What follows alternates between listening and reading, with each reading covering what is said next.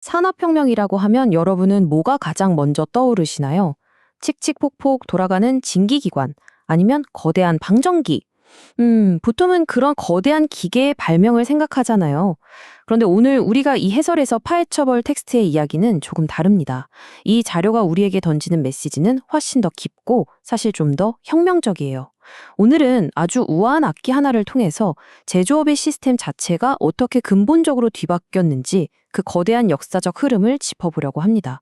바로 이 자료의 중심에 있는 피아노를 통해서 말이죠. 준비되셨나요?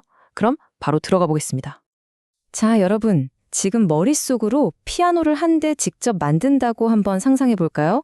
과연 무엇이 필요할까요? 이 역사적인 주제를 진짜 피부에 와닿게 이해하려면 우리가 평소에 흔하게 보는 이 악기가 사실 얼마나 만들기 까다로운 물건인지부터 실감해야 합니다. 그냥 좋은 나무 쓱쓱 깎아서 건반 몇 개 달면 뚝딱 하고 소리가 나는 걸까요? 에이, 절대 그렇지 않죠. 본격적으로 한번 들여다보죠. 피아노는 단순한 나무 상자가 아닙니다. 나무, 금속, 그리고 소리의 파동까지 완벽하게 통제해야 하는 고도로 복잡한 기계에 가깝거든요. 본체를 짜맞추는 엄청나게 정교한 목공 작업은 기본이고요. 그 안에는 피아노 줄의 어마어마한 팽팽함을 버텨낼 아주 무거운 금속판도 들어가야 합니다. 게다가 소리를 아름답게 퍼뜨려주는 섬세한 울림판, 우리가 건반을 누를 때마다 줄을 때리는 그 수많은 작은 해머들, 그리고 강한 장력의 현까지. 와, 정말 장난 아니죠? 이 모든 게 한치의 오차도 없이 맞물려야만 비로소 피아노 한 대가 완성되는 겁니다. 피아노가 이렇게 엄청나게 복잡한 기계라는 걸 염두에 두고 이제 텍스트에서 정의하는 핵심 개념을 다시 짚어볼게요. 바로 산업혁명입니다. 이 자료에서 정말 강조하는 산업혁명의 진짜 의미는 단순히 효율 좋은 새로운 도구 몇 개가 발명된 사건이 아니라는 겁니다. 핵심은 물건이 생산되는 시스템적인 방식을 완전히 뜯어고쳤다는 데 있어요. 그러니까 새로운 도구가 생긴 걸 넘어서서 인간이 일하고 물건을 만들어내는 방식 그 자체를 재창조한 것. 그게 바로 진정한 혁명이었던 거죠. 그렇다면 이런 새로운 시스템이 등장하기 전에는 도대체 어떻게 물건을 만들었을까요? 시간 여행을 좀 해서 1850년경 이전으로 돌아가 보죠. 당시엔 도제제도라는 옛날 방식이 지배적이었습니다. 쉽게 말해서 최고의 스승, 즉 아주 숙련된 장인이 어린 제자를 곁에 두고 수년 동안 직접 기술을 전수하는 시스템이에요. 피아노 제작에 필요한 그 미세하고 섬세한 감각들을 말이죠.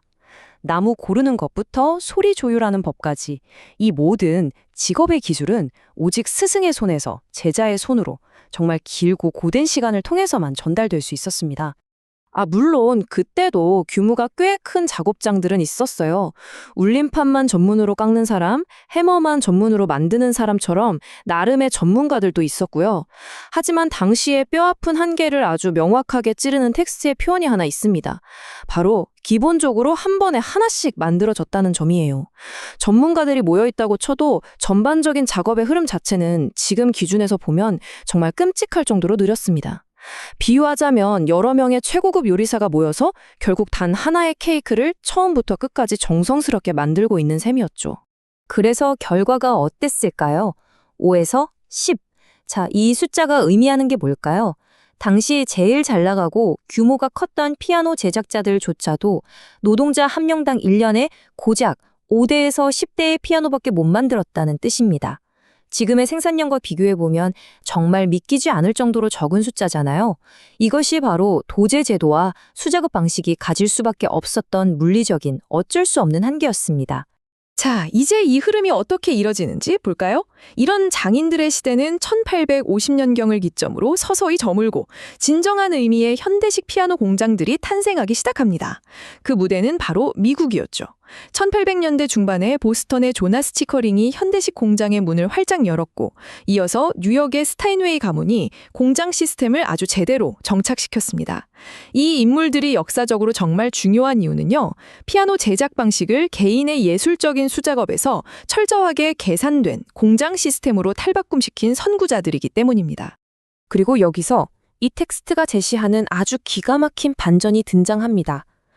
보통 우리는 공장에서 대량 생산된 물건이라고 하면 어떤 생각이 드나요? 빠르고 싸게 만들긴 하겠지만 장인이 한 땀 한 땀 만든 물건보다는 왠지 품질이 좀 떨어질 거라는 강한 선입견이 있잖아요. 그런데 실제 역사적 사실은 완전 정반대였습니다. 현대식 피아노 공장들은 체계적인 시스템을 통해 엄청난 생산 효율성을 달성했을 뿐만 아니라 놀랍게도 피아노의 전반적인 품질과 완성도까지 극적으로 끌어올렸습니다. 이걸 정말 완벽하게 보여주는 사례가 하나 있는데요. 공장이 대체 어떻게 품질을 더 높일 수 있었을까요? 바로 공장 내부에 있던 주조시설 덕분입니다. 쉽게 말해 쇳물을 펄펄 끓여서 금속판을 직접 찍어내는 대규모 설비를 공장 안에다 차린 거예요. 아까 피아노 줄의 엄청난 장력을 버티려면 무거운 금속판이 필수라고 말씀드렸죠? 동네 개인 작업장에서는 상상도 못할 이런 거대한 설비를 갖춤으로써 당시 구할 수 있는 최고 품질의 금속판을 아주 일관되게 촥촥 뽑아낸 겁니다. 생산 속도가 올라가면 품질이 떨어진다는 그 뻔한 착각을 완전히 산산조각 내버린 완벽한 예시죠. 자, 그럼 오늘 다룬 이 흥미로운 텍스트의 핵심 개념들을 우리 머릿속에 확실히 정리해 볼까요? 결국 우리가 목격한 건 단순한 기계의 발전을 넘어선 제조 방식의 거대한 변화, 즉 산업혁명이었습니다. 현대식 공장이 어떻게 철저한 역할 분담을 통해서 제조 과정을 혁신했는지 확인했죠. 과거 숙련된 장인 한 명이 끙끙대며 하던 일을 이제는 특정 부품만 파고드는 전문가들이 분담하게 된 겁니다. 여기서 제일 중요한 포인트. 이 모든 시스템의 변화가 단순히 시간과 노력을 아끼는 효율성에만 그친 게 아니라 악기의 품질까지 동시에 완벽하게 잡아냈다는 사실입니다. 이 거대한 변화의 맥락을 쭉 연결해보면 이야기가 한결 더 선명해지죠. 1850년경 이전까지만 해도 도제제도 아래서 스승에게 직업의 기술을 배웠고 모든 게 기본적으로 한 번에 하나씩 만들어졌습니다. 참 느리고 고된 시간이었죠. 하지만 공장 시스템이 들어서면서 울림판과 해머 같은 핵심 부품들의 생산이 고도로 전문화되기 시작했어요. 특히나 주조시설 같은 압도적인 규모의 자체 설비 덕분에 피아노의 수준은 완전히 새로운 차원으로 도약할 수 있었습니다. 어떠세요? 이 흐름이 머릿속에 싹 그려지신다면 여러분은 오늘 이 텍스트가 전하고자 하는 산업혁명의 디테일을 완벽하게 마스터하신 겁니다. 자, 이제 오늘 해설의 최종 결론입니다. 이 텍스트는 우리에게 아주 명확하게 주장하고 있어요. 산업혁명은 피아노 제작을 수작업에서 공장 시스템으로 완전히 전환시켰고 체계화된 대량 생산이 오히려 물건의 품질을 압도적으로 높일 수 있다는 걸 완벽하게 증명해냈다고요. 피아노는 바로 그 아름답고도 강력한 증거인 셈이죠. 오늘 해설을 마무리하면서 여러분께 질문을 하나 던지고 싶네요. 지금 여러분 주위를 한번 쓱 둘러보세요. 스마트폰, 자동차, 아니면 여러분이 아끼는 그 어떤 물건이라도 좋습니다.